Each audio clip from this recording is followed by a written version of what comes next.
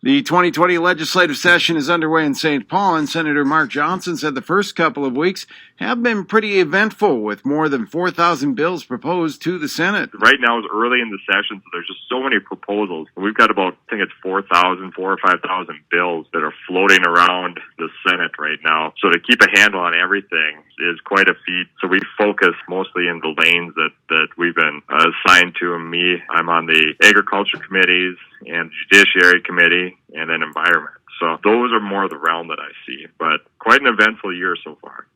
On the Ag Committee, Johnson said a common topic is providing tax relief through the farmers by changing the depreciation for ag equipment. We've been doing a lot of hearings on the Ag Committee, and a couple of things that keep popping up pretty repetitively, both in committee and then outside in the halls, are, number one, trying to get some tax relief for farmers here in the form of the 179. That's just being able to depreciate your equipment quicker. That seems to be a big nag for a number of farmers who are trying to do some trade-in on equipment, which wasn't a problem before, but with the big change in the federal regulations, Minnesota didn't keep up, and now we got to figure out how to take care of that. So we're looking at ways to take care of that. There's also a low-interest loan program. It's titled RFA, and some low-interest loans for usually younger farmers that are accessing those loans. Those funds have been depleted. We've put in, I think it was about $35 million a year recently, past couple of years, and those funds have been depleted. Those funds match local banks in an effort to really get out there, take some risk off our banks, but still make sure that we can get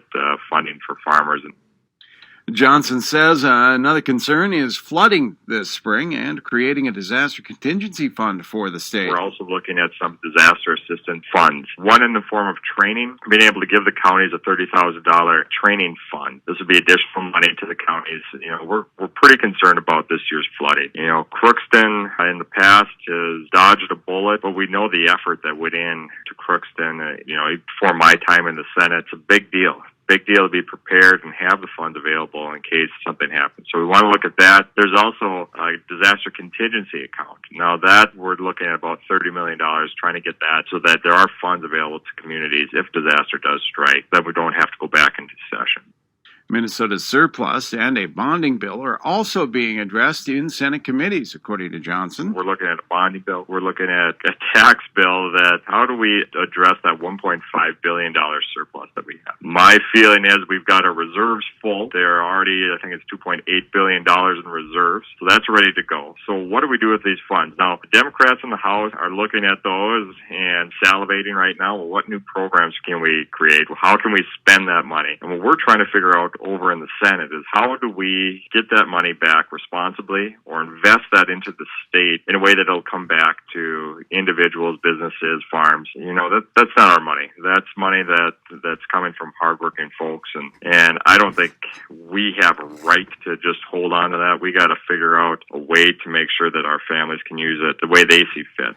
Johnson said one way the Senate is looking at addressing the surplus is removing the tax on Social Security. One, actually, that seems to have some legs are the Social Security retirement. We get taxed on our Social Security income, and we're one of the few states that actually does that. And to me, you've worked your whole life, you put money into that, and then to see it being taxed when it's coming back in, I know there's arguments for it, but boy, what a kick in the pants when you start seeing your income taken down again by the state that way. So we're looking at ways to adjust that, and hopefully maybe we can do something there as well. That's a large bill. The state looks at that as a cost, and the note for that's like $440 million, but we're trying to figure out ways that we can work around that.